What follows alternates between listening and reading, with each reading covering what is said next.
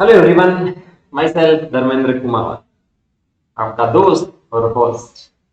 जीव जगत चैप्टर अपन डिस्कस कर रहे हैं नीट के लिए, 12th क्लास और 11th क्लास के लिए। उसमें एक सेशन अपन ने डिस्कस कर लिया है। उसमें क्या देखा था उसका रिवीजन में फटाफट से करवा देता हूं, उसके बाद में नेक्स्ट टॉपिक अपन स्टार्ट करते हैं बिना टाइम वेस्ट किए। तो जीव जगत में अपन ने देखा था सबसे पहले मेयर साहब के बारे में, 20वीं शताब्दी के डार्विन उन्हें कहते हैं। 100 ग्रेटेस्ट जो साइंटिस्ट थे उसमें इनको लिया गया, शामिल किया गया, और 3 क्राउन जो है बायोलॉजी के उससे भी इनको नवाजा गया है। उसके बाद में जीव जगत के अपन ने जो बात की थी, विशिष्ट लक्षण देखे थे जीवों के, जिसमें वृद्धि अपने पास था, दूसरा प्रजनन की अपन ने बात की थी। अच्छा, ये विशिष्ट लक्षण नहीं है, अपन ने सजीव और निर्जीव के अंतर देखे थे, वहां पर वृद्धि देखी थी जो दोनों में हो सकती है। रिप्रोडक्शन जन्म की बात की थी, समस्त जीवित जीवों में रिप्रोडक्शन नहीं होता, तो ये भी विशिष्ट लक्षण अभिलक्षण नहीं था। उसके बाद में उपापचय की बात की थी, तो ये विशिष्ट अभिलक्षण था, इसका रीजन आपको बताया गया था। उसके बाद में चेतना, कॉन्शियसनेस जिसे अपन कहते हैं, ये भी विशिष्ट लक्षण था, स्व चेतना मनुष्य में मिलती है। और कोशिकीय संगठन, ये भी आपके पास क्या था, विशिष्ट अभिलक्षण था जीवित जीव का। तो ये 5 तो एनसीईआरटी में आपको गिवन है। उसके अलावा भी देखेंगे तो पोषण, श्वसन, गतिशीलता, मृत्यु, उत्सर्जन या होमेस्टेसिस, ठीक है, वो सब अदर फीचर भी अपन ने यहां से डिस्कस कर लिए थे। उसके बाद में लिविंग ऑर्गेनिज्म की अपन ने बात की थी, तो एक डेफिनेशन आपको बता दी थी कि स्व प्रतिकृति विकासशील स्व नियंत्रित जो है जीव जो है एक्सटर्नल स्टिमुलेशन को रेस्पॉन्ड जो कर सकता है वो क्या है, लिविंग ऑर्गेनिज्म है। और बायोलॉजी क्या है, स्टोरी है एवोल्यूशन की, अर्थ। ये अपन ने लास्ट सेशन में डिस्कस किया था। उम्मीद मैं करता हूं आपने इसके नोट्स बनाए हैं, इनको रिवाइज किया और उसके बाद में एनसीईआरटी पढ़ी है, सब कुछ क्लियर हो जाएगा। 101% गारंटी है। अगर पूरा देखा है, इसको रिवाइज किया तो, नहीं देखा 2 मिनट देख के छोड़ दिया तो वैसे ही कुछ नहीं होना, जैसे नहीं हो रहा वैसे चल रहा है, चल रहा है, ठीक है, कोई दिक्कत वाली बात नहीं। तो आज के सेशन में जिस टॉपिक को अपन देखने जा रहे हैं उसका नाम सिंपल सा है, जैव विविधता। ठीक है, जीव जगत की जैव विविधता या जैव विविधता में सिंपल सा लिख देता हूं, जैव विविधता। और इंग्लिश में से अपन कहते हैं बायो डायवर्सिटी। बायोडायवर्सिटी क्या है, इसका मीनिंग, उसके बारे में अपन थोड़ी सी बात करते हैं। जैव विविधता, अपने आसपास आप देखो, आपको कुत्ता दिखेगा, बिल्ली दिखेगा, गाय दिखेगी, भैंस दिखेगी, गधा दिखेगा, बंदर दिखेगा, और नहीं दिख रहा तो आप बहुत कॉम्पैक्ट जगह को, ठीक है, दिख जाते। ये अपने पास समस्त प्रकार के जीव हैं। इसके अलावा बहुत सारे ऐसे भी जीव हैं जिसे अपन नग्न आंखों से नहीं देख पाते, लेकिन वो भी है। तो ये विविधता है एक तरह से, जीवों में विविधता। ऐसा नहीं है कि मैं हूं या होमोसेपियंस तो सब जगह होमोसेपियंस ही होमोसेपियंस है, ऐसा तो नहीं है। अलग अलग प्रकार के जीव आपको मिल रहे हैं देखने को। तो ये जो विविधता मिल रही है जीवों में, उसे अपन कहते हैं जैव विविधता। उसे अपन क्या कह रहे हैं, बायो का मतलब ही क्या होता है, लिविंग ऑर्गेनिज्म। जैव का मतलब ही क्या होता है, लिविंग ऑर्गेनिज्म। बायोलॉजी का मतलब क्या होता है, स्टडी ऑफ लिविंग ऑर्गेनिज्म, जीवित जीवों का अध्ययन जीव विज्ञान कहलाता है। तो बायो मीन्स लिविंग ऑर्गेनिज्म, और जीवित जीव में जो विविधता है उसे अपन क्या कह रहे हैं, जैव विविधता उसे अपन कह रहे हैं। और आज तक की जो खोजी गई जैव विविधता की अगर अपन बात करें तो स्पीशीज या जातियों की अगर अपन बात करेंगे तो जातियां लगभग खोजी गई है 1.7 टू 1.8 मिलियन। इतनी जातियां अभी तक खोजी जा चुकी है, और ये अलग अलग प्रकार के हैं। यहां जो आपको क्या बताया जा रहा है, ये जो नंबर बताया जा रहा है, ये टाइप एंड नंबर, प्रकार और जो संख्या बताई जा रही है, यही क्या है, जैव विविधता। एनसीईआरटी की स्टेटमेंट आपको साफ साफ मिल जाएगा कि ये जो नंबर और प्रकार बताया जा रहा है यही क्या है, जैव विविधता। अच्छा, ये जो जैव विविधता है क्या ये फिक्स है या कम हो सकती है, ज्यादा हो सकती है, इसके बारे में अगर बात करें तो जैव विविधता जो है किसी भी एरिया में, एक एरिया से दूसरे एरिया में जाते हुए तो अलग अलग प्रकार की मिलेगी आपको। ऐसा नहीं कि सेम ही है। यहाँ होमोसेपियंस तो हो सकता है कि जंगल में ना मिले, पानी में ना मिले, वहां कुछ अलग प्रकार के जीव मिलेंगे, ठीक है। तो लेकिन अगर आपको संख्या की बात करें तो जैसे जैसे एरिया बढ़ेगा, जैसे मान लो ये मेरा शहर है छोटा सा ये वाला, अब उसके बाद में ये मेरा स्टेट है, उसके बाद में ये मेरी कंट्री है, उसके बाद में पूरी अर्थ यहां पर आ रही है। तो जैसे जैसे एरिया बढ़ेगा वैसे वैसे आपके पास, जैसे जैसे एरिया यहां पर इंक्रीज होगा वैसे वैसे ही आपके पास क्या होगा, जो स्पीशीज है या जो डाइवर्सिटी है, जो विविधता है, वो यहां पर क्या होगी भाई साहब, वो यहाँ पर बढ़ेगी। आ रही बात समझ में? जैसे जैसे आपका एरिया इंक्रीज हो रहा है वैसे वैसे विविधता भी बढ़ेगी। नए एरिया की खोज करोगे तो वहां भी विविधता ज्यादा मिलेगी, ठीक है, मिलती रहेगी। लेकिन ओल्ड एरिया की बात करिए, स्टार मार्क करके लिख लीजिएगा, given as it is. Old areas जो है, पुराने एरियाज, ऐसा नहीं है कि जैसे मैंने मान लो इस वाले रीजन में मैंने सब कुछ डिस्कवर यहाँ पर कर लिया है, ठीक है, सब कुछ मतलब मोस्टली मैंने यहाँ से पता कर लिया कि ये है, तो ऐसा नहीं कि वहां पर नहीं मिलेगी, वहां पर भी मिल सकते हैं नए प्रकार के जीव। तो old as well as new, ठीक है, new as well as old, ध्यान रखना आपको दोनों एरियाज में। जैसे जैसे आप एरिया बढ़ाओगे वैसे वैसे दोनों जगह पर जैसे जैसे एरिया बढ़ाओगे वैसे वैसे विविधता आपके पास बढ़ने के पूरे पूरे चांसेस रहेंगे। आ रही है ना बात समझ? ये क्लियर होगा इतना सा मेरे हिसाब से? अरे क्लियर है या नहीं है? ठीक है, क्लियर है, क्लियर है सर, क्लियर है। जैव विविधता आपके पास बढ़ रही है, कोई दिक्कत वाली बात इसके अंदर नहीं है सर। अब जैव विविधता तो बढ़ रही है, लेकिन इन सब के लिए कुछ ना कुछ तो सिस्टम होना चाहिए। यहां होमोसेपियंस की खोज कर ली, पानी में चले गए वहां भी होमोसेपियंस की खोज कर ली, वो अलग कर रहा है मैं अलग कर रहा हूं, वो समझ नहीं है, तो इसके लिए फिर कंफ्यूजन हो सकता है ज्यादा। तो इसके लिए आपके पास किसकी जरूरत हुई? क्लासिफिकेशन की जरूरत हुई, वर्गीकरण की जरूरत यहां पर हुई है, ठीक है। यहां पर किसकी जरूरत हुई है भाई साहब? यहां पर वर्गीकरण या क्लासिफिकेशन की जरूरत हुई है। तो यहां जो अपन बात कर रहे हैं वर्गीकरण की, एक्चुअल में जो नीड हुई है वो अपन को क्यों हुई है, ठीक है। अभी कुछ समय पहले मैंने आपको बताया कि बहुत सारे ऑर्गेनिज्म, कुछ नहीं बहुत सारे ऑर्गेनिज्म है, उन सबको एक साथ स्टडी करना संभव नहीं है, पॉसिबल नहीं है। संभव नहीं है तो क्या किया जाए सर? इसीलिए वर्गीकरण किया गया। जो सेम सिमिलर ग्रुप के हैं या सिमिलर लक्षणों वाले जो हैं उनको एक ग्रुप में अपन ने क्या कर दिया है? रख दिया है। और जो अलग वाले हैं उसको अपन ने क्या कर दिया? अलग में कर दिया एक तरह से। तो वो एक तरह से क्या हो गया? वर्गीकरण हो चुका है, क्लासिफिकेशन यहां पर हो चुका है, ठीक है। तो यहां पर आपके पास क्या होगा? जो अलग अलग है उनको अलग अलग कर दिया और जो सेम है उनको क्या कर दिया? अपन ने एक जगह रख दिया। जो भी उनके लक्षण है, लक्षणों के आधार पर, वर्गीकरण किसके आधार पर कर रहे हैं भाई साहब? लक्षणों के आधार पर अपन क्लासिफिकेशन यहां पर कर। अब बात यह है कि ठीक है, एक रीजन तो आपने ये बताया था कि साहब बहुत सारे ऑर्गेनिज्मों की स्टडी करना संभव नहीं है। क्या और कोई रीजन है जिसमें क्लासिफिकेशन की जरूरत आपको पड़ रही है?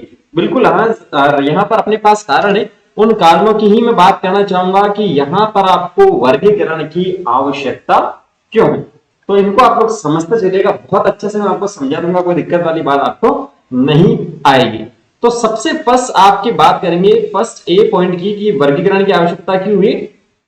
अध्ययन की सरलता है, ठीक है, इज द पॉइंट है, अध्ययन की सरलता हेतु अध्ययन क्या होगा? आसान होगा। दूसरे पॉइंट की अगर अपन बात करेंगे, जो भी अनुकूलता है, ठीक है, अनुकूलता की जो बात कर रहे हैं, अनुकूलता की जानकारी, किस वातावरण, कौन सा वातावरण कौन से जीव के लिए अनुकूल है, उसमें क्या क्या चेंजेस होते हैं अगर वो वातावरण नहीं दिया जाए, तो ये सारे पॉइंट इसके अंदर आते हैं। उसके बाद में जो आपके पास खुद विकास है, जो 12th क्लास में अपन पढ़ते हैं, खुद विकास का जो क्रम है उसकी जानकारी भी आपको वर्गीकरण से आसानी से मिल जाती है, ठीक है। उसके बाद में आपके पास नए जीव की जो खोज होती है, नए जीवों के बारे में जानकारी भी आपको आसानी से मिल जाती है कि अगर आपने कोई नया जीव खोजा है, अगर वो पुराने से मिलते जुलते हैं अभिलक्षणों में जहां वर्गीकरण अपन ने कर रखा है, तब तो उसके अंदर रख देंगे, और नहीं उसके अंदर मिल रहा है तो अपन क्या करेंगे? उसे अलग से अपन यहां पर क्लासिफाई कर देंगे। तो ये कुछ बेसिक पॉइंट्स है जिनकी जरूरत है क्लासिफिकेशन के लिए, नीड फॉर क्लासिफिकेशन, ठीक है। ये आपको सिंपल सा ध्यान में रखना है। उसके बाद में नेक्स्ट काफी महत्वपूर्ण टॉपिक अपने पास आ रहा है जिसका नाम है टेक्सोनोमी, या जिसे अपन कहते हैं वर्गीकी। क्या कहते हैं? वर्गीकी और सिस्टमैटिक्स जिसे अपन कहते हैं, सिस्टेमैटिक्स, ठीक है ना। सिस्टमैटिक्स को मतलब सिस्टम से चल रहे हैं अपन, वो सिस्टम वाला वही है। इंग्लिश में से अपन कहते हैं अपन टेक्सोनॉमी एंड सिस्टेमैटिक्स। इंग्लिश में से अपन कहते हैं टेक्सोनॉमी एंड सिस्टेमैटिक्स। तो ये एक्चुअल में है क्या, वर्गीकी क्या है, सिस्टेमैटिक्स क्या, दोनों टर्म आपको एनसीईआरटी में मिलेंगे। वर्गीकी को बहुत जगह वर्गीकी लिख रखा है, लेकिन इंग्लिश में भी बहुत जगह लिख रखा है टेक्सोनॉमी, टेक्सोन, वर्ग जिसे अपन कहते हैं। तो ये कॉमन टर्म है इंग्लिश वाले, जिनको आप आसानी से ध्यान में रख सकते हैं। तो वर्गीकी और सिस्टमैटिक्स एक्चुअल में है क्या, उसके बारे में अपन बात करते हैं कि अब वर्गीकरण तो आप कर रहे हो, वर्गीकरण तो कर ही रहे हैं अपन, जीवों का जो स्पीशीज उसका वर्गीकरण तो अपन कर ही रहे हैं। तो वर्गीकरण कर रहे हैं, लेकिन किसके अंदर कर रहे हैं, बायो में कर रहे हैं, साइंस में कर रहे हैं। तो साइंस की एक ऐसी ब्रांच जिसके अंदर क्लासिफिकेशन के बारे में बातचीत करते हैं, उसे अपन कहते हैं टेक्सोनॉमी।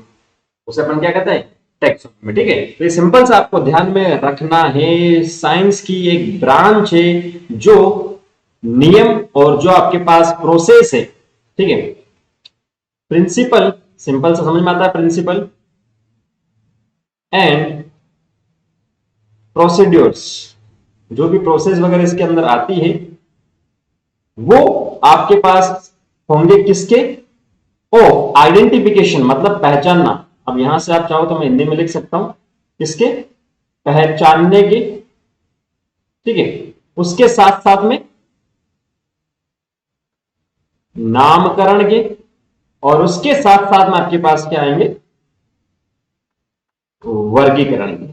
तो ऐसे प्रिंसिपल या ऐसे प्रोसीड्यूर्स जो काम में आते हैं आइडेंटिफिकेशन में, नोमेनक्लेचर में, क्लासिफिकेशन में, उन प्रिंसिपल को जिस ब्रांच में, साइंस की जिस ब्रांच में अपन डील करते हैं, जिसमें पढ़ते हैं, उस ब्रांच को अपन कहते हैं वर्गीकी, या इंग्लिश में अपन कहते हैं टेक्सोनॉमी। डेफिनेशन आप खुद से लिख सकते हो, शॉर्ट नोट जैसे मैंने लिखे हैं वैसे आप लोग लिख सकते हो। अगर आप बात करोगे टेक्सोनॉमी की, तो ये दो शब्दों से मिलकर बना होता है। एक तो आपके पास है टेक्सिस, और दूसरा आपके पास आता है नोमोस, ठीक है। टेक्सिस का मतलब होता है अरेंजमेंट या विन्यास, जिसे अपन कहते हैं, और नोमोस की जो अपन बात कर रहे हैं वो आपके पास सिंपल सा इसका मतलब होता है लो, मतलब विन्यास के, अरेंजमेंट के जो लो है उससे अपन कहते हैं टेक्सोनॉमी। और किसका विन्यास कर रहे हैं, जो जैव विविधता अपन देख रहे हैं, जीवों में जो विविधता अपन को मिल रही है, उन जीवों को अपन क्या करते हैं, विन्यासित कर रहे हैं, वो आपके पास क्या जाएगी, सिंपल सा टेक्सोनॉमी यहां पर हो जाए। आगे बात समझ में, टेक्सोनॉमी यहां पर हो जाएगा। अब दूसरी बात करें सिस्टेमैटिक्स की, तो सिस्टेमैटिक्स में आपके पास क्या होगा, अभी मैंने बात की आपके पास एक तो आइडेंटिफिकेशन, मतलब पहचानना, इतने से इंग्लिश चलेगी। दूसरा मैंने बात की थी क्लासिफिकेशन, मतलब वर्गीकरण, और तीसरा अपन ने बात की थी नोमेनक्लेचर, ठीक है। ये जो था तीनों के जो प्रिंसिपल थे जिसके अंदर अपन डील कर रहे हैं, वो जो नियम थे वो टेक्सोनॉमी है। लेकिन इन तीनों के साथ में अगर मैं एक और यहां पर टर्म जोड़ दूं, एवोल्यूशन या विकासीय क्रम, फाइलोजेनेटिक रिलेशन की बात करें, ठीक है, विकासीय अनुक्रम की बात करें, अगर इसको यहां पर जोड़ दें तो इन सब को डील करने वाली साइंस की जो ब्रांच है वो आपके पास कौन सी होगी भाई साहब, वो आपके पास होगी सिस्टेमैटिक्स। वो कौन सी होगी, सिस्टेमैटिक्स होगी, जिसके अंदर एवोल्यूशन में जो भी जीव है उसका पुराना पास्ट अपन देखते हैं, हिस्ट्री वगैरह देखते हैं, एक दूसरे से इंटरलिंक करके अपन देखते हैं, वो आपके पास क्या आ जाएगा, सिस्टेमैटिक्स यहां पर हो जाएगा। तो कंफ्यूज आपको नहीं होना, टेक्सोनॉमी में, वर्गीकी में और सिस्टेमैटिक्स में क्या डिफरेंस है और क्या नहीं। क्लियर है इतना सा, इसे आप लोग छाप लीजिएगा। एनसीईआरटी की लैंग्वेज में हो सकता है आपको थोड़ी सी दिक्कत आए, लेकिन ये अब नहीं आए, ठीक है। ये आपके पास सिंपल सा हो गया सिस्टेमैटिक्स। अब अपन बात करते हैं ब्रांचेस, जो टेक्सोनॉमी या वर्गीकी की जो शाखाएं हैं उसकी, वर्गीकी की शाखाएं, ब्रांचेस ऑफ टेक्सोनॉमी, ठीक है। अलग अलग प्रकार की टेक्सोनॉमी, बोले यहां क्यों पढ़ा रहे हो तो एनसीईआरटी में नहीं, ये एनसीईआरटी में आपको 100% मिलेगा, लेकिन तीसरे चैप्टर में, ठीक है, थर्ड चैप्टर में आपको मिलेगा प्लांट किंगडम में।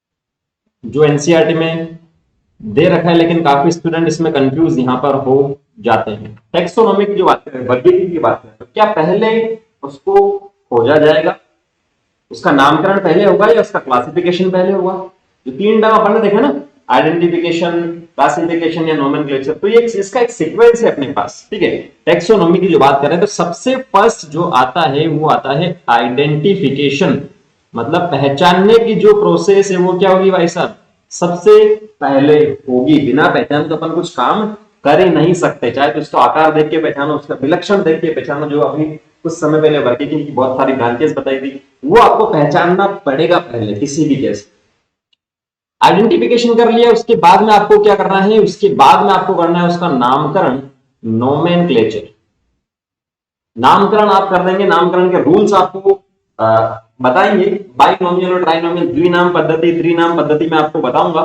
जो यूनिवर्सली एक्सेप्टेड है, लोकल नाम की नहीं बात कर रहे हैं, जो सारे साइंटिस्ट या बायोलॉजी वाले बायोलॉजिस्ट हैं वो सब उसको एक्सेप्ट किया है कि हाँ भाई ये नाम एक सही, एक जीव के लिए एक ही नाम होगा, वो नामकरण के नियम अपन देखेंगे। तो नामकरण पहचानने के बाद में क्या करना जरूरी है, नामकरण, और नामकरण के बाद में उसका अपन क्या कर देंगे, उसका अपन कर देंगे क्लासिफिकेशन, वर्गीकरण। हाँ, ये तो इससे संबंधित है, ये तो उससे संबंधित है, ठीक है।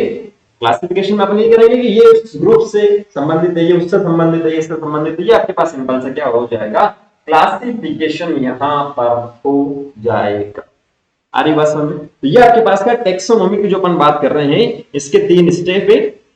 आइडेंटिफिकेशन अपने पास सबसे फर्स्ट आ जाएगा, आइडेंटिफिकेशन, उसके बाद में नोमेनक्लेचर, और सबसे लास्ट में अपने पास आएगा क्लासिफिकेशन, ठीक है।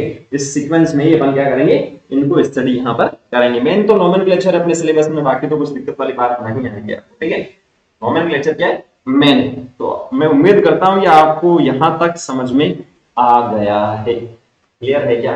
नेक्स्ट सेशन में जब अपन मिलेंगे तो नेक्स्ट सेशन में अपन डिस्कस करेंगे नामकरण के जो नियम है वो, नोमेनक्लेचर अपन देखेंगे। यहाँ पर कुछ फुल फॉर्म्स भी मैं आपको बताऊंगा, आईसीबीएन, आईसीजेडएन वगैरह, वो सब सारे सब कुछ बताऊंगा। आपने यहां तक देखा है तो मुझे कमेंट सेक्शन में कमेंट करके जरूर बताएं, ठीक है। 1 मिनट 2 मिनट से ज्यादा वैसे भी कोई नहीं देखता, लेकिन ठीक है, अगर 10 बच्चे भी देख रहे तो उनकी मदद यहाँ पर हो है ना। तो 10 जो मैं बोल रहा हूँ आप कमेंट सेक्शन में देखेंगे कि हाँ 10 हमने देखा, तब पता चल जाएगा किसने देखा किसने नहीं देखा। नेक्स्ट सेशन में मिलते हैं नामकरण के साथ में। Thank you, all the very best. NCERT को पढ़िए, कोई डाउट हो तो कमेंट सेक्शन में कमेंट करके पूछ सकते। जय हिंद।